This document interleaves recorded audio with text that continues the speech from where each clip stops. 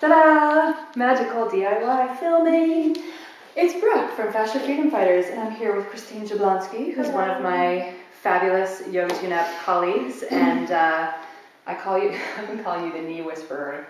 She's the knee whisperer. And so just starting this series of stories on the website called the Let Freedom Ring series about different people's experiences of healing, and we were talking about this because we all have our stuff, and then we become experts in it, and I'm just lucky. I have lucky knees, so I'm not great at, and you have had some unlucky knees, so you're really gifted at figuring this out. So before we get into how other people can rehabilitate themselves, I just want to hear a little bit about your story, where you started from. Well, I think my knees were actually okay for quite a long time. I was a jock, I was a swimmer, I was a horseback rider, and a lot of things like that. And I was skiing one day, and someone ran over me from behind.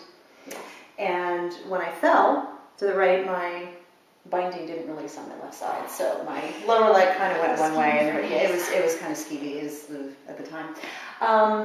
So that pretty much, in a nutshell, severed my anterior cruciate ligament, holds the kneecap down. It frayed my medial collateral ligament, so the bit, I've got lots of nice artwork here, right. Not put there by me, the bit that sort of holds this section of your upper leg and lower leg together kind of frayed like a rubber band. Yeah. And the surgeons tied it back together. They said, the good news is we tied it back together. The bad news is we can't help you if you do this again. And then the cartilage, the discs were kind of mushed, and so they trimmed all that stuff out, and it was one of those, we got everything, but it was way worse than we thought.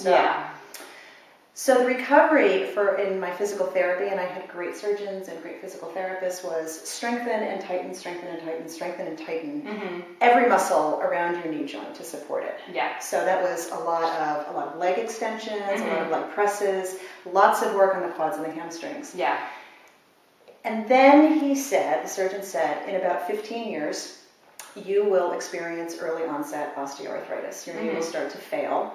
And at that point, you might want to look at a knee replacement. Yeah, I'm dooming you to a failed knee advance. Ta-da! I didn't think about it too much at the time, and I went about my day, and my knee felt better, and I ran a half marathon, and life was groovy. And then I swear to God, it was 15 years to the day that I sprained my knee. I started having all sorts of issues with it. I was losing mobility. I was losing strength. It was swollen, and it was in incredible amounts of pain.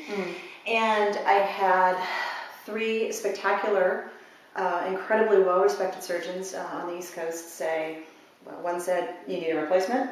One said, yeah, we could just go in and clean a few things up, see how it goes, and then go in later and clean a few more things up. And surgery was not an option for me. Yeah. I just decided, And then the third guy said, your bones are really well aligned, so it's okay that you have no cartilage left in your bone on bone, but just sort of see how it goes. Yeah. But what was really frustrating was none of them gave me any tools or a path to figure out how to get it to feel better. Yeah. And the part that really confused me was why, after my accident, I had cartilage, and now 15 years later, I didn't. Yeah. And what had happened was, because I had spent so much time strengthening and tightening, my quads and my hamstrings and my calves to a certain extent, nobody had said anything about actually releasing those muscles and lengthening and giving the joint a little bit of space to breathe. Nobody also had said anything about inner thighs, about the doctors. So I ended up with an incredibly compressed knee joint that actually ground away on the remaining cartilage. So interesting, because we hear so much like strength is the answer. It is, but it's only half the answer. Right, it's a piece. It is a piece. And the other part of the strength that, like I said, that they completely ignored was the inner thigh work. So, fast forward a few years, I found yoga, and then I found Yoga Tune-Up. And once we started addressing really the hips, and then I was able to kind of take all the template of knowledge that we got in that training, and started applying it to other areas of my body, in particular my knee. I was able to figure out how to fix it, and knock on, well, this is linoleum, vinyl, whatever, knock on wood. I've been able to keep my own equipment so far. Yeah. So no Yay, replacement. Yay, own equipment. fixing it yourself. Yay, fixing it myself. And I actually have way more strength and mobility in it now than I did actually before it started to go downhill, 5 years ago or so. Yeah, and I just want to put a point on that because I think people assume that like degeneration is like that's where you're stuck, but people can regenerate, and so you can back up from where you're at. It's not just the constant doom spiral. Right. Yeah. I mean, I'll never be able to get the cartilage back. Right. But I've been able to, I think, not create any more damage. Yeah. And I've been able to reverse some of the damage, and I've certainly, like I said, been able to rebuild. Yeah, and be more functional. And be more than functional. you were years before. And my back has been a lot happier since then too. So because it just affected everything, and I really had no idea. So we're gonna we'll do a separate video where we go over some stuff where you guys can fix it yourselves with all the goodies that you figured out, or some of the goodies. We don't have time for all the goodies. Sadly, we're not gonna be here, for 2 weeks doing that. But you said you found yoga and you found yoga tune-up. And was there any other stuff that you felt like was essential to your healing, whether it was just mental framework or other modalities or? Let's see, acupuncture has been huge, just from a mind-body awareness connection point of view, relaxation point of view. Incredible, wonderful acupuncturist. See some psychotherapy, a little head shrinker in there has helped too, because there's a lot that gets wrapped up in there, and I end up working with a lot of clients who have maybe not similar things, but either hip replacements or other really scary things that have happened in their bodies.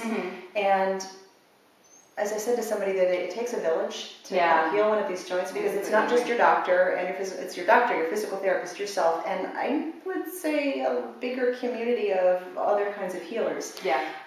There's a lot of fear that gets wrapped up in pain. For sure. And it's really important to figure out how to manage that. Yeah.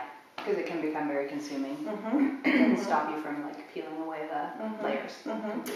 But I've also tried to maintain that of trying a lot of new things. So I was experimenting with Krav Maga, with CrossFit, with different kinds of yoga, different kinds of movement, just to kind of get back into my body and start to observe it and understand it in ways that I hadn't before, because I was operating from a position of, ooh, my knee, ooh, the knee. The knee was actually another part of me. It was sort of like, how's the knee? The knee and I had a relationship. How's the relationship with the knee? The knee's good today. The knee's cranky today. Right. And then it just became much more, as it started to work with all of these different facets, everything just became much more integrated again. Yeah, great. Well, thank you so much for sharing your story. There is hope. There's hope. There is. Christine is proof. And check in. We're going to do some goodie videos now.